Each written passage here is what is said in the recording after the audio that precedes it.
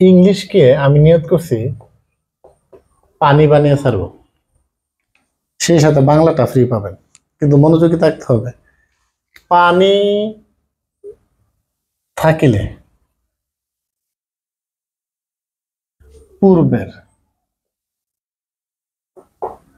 Subject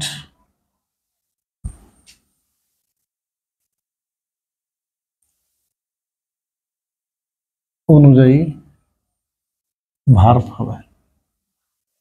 কি বললাম? পানি থাকিলে পূর্বের সাবজেক্ট অনুযায়ী কি হবে? ভার্ব হবে। পানি কি? পিতে হলো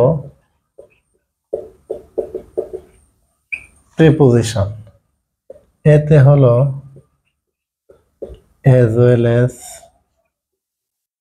অথবা along with, এতে হলো not অথবা but not, আর আইতে হলো in addition to অথবা including to, তার মানে কি এই শব্দগুলো যখন থাকবে তখন কি পূর্বের সাবজেক্ট অনুযায়ী কি হবে? ভার্ব হবে। যেমন আমি যদি লিখি রূপা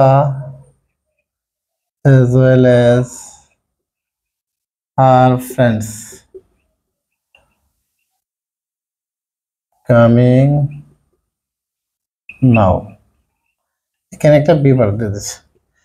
এখন প্রশ্ন হলো আপনাদের কাছে, রূপা as well as her friends, বিভার আছে কামিং নাও, তো এখানে অনেকে বলবে কি হার ফ্রেন্ডস, এটা প্লুরাল। ও তার মানে এখানে নাও আছে তো প্লুরাল, এখানে কি হবে? আর হবে। এটা অনেক সময় দিয়ে দিতে পারে, কিন্তু মাথায় রাখবেন এই যে এখানে আছে কি as well as, তার মানে যখন এই শব্দগুলো থাকবে তখন পূর্বের সাবজেক্টকে ফলো করে ভার্ব করবে।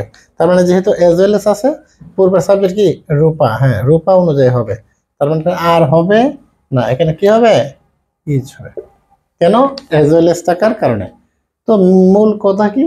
মূল কথা হলো এই শব্দগুলো যদি থাকে তখন পূর্বের সাবজেক্টকে ফলো করবে ভার্ব, তখন যেহেতু এটা থার্ড পারসন সিঙ্গুলার নাম্বার এই জন্য এখানে কি হয়েছে?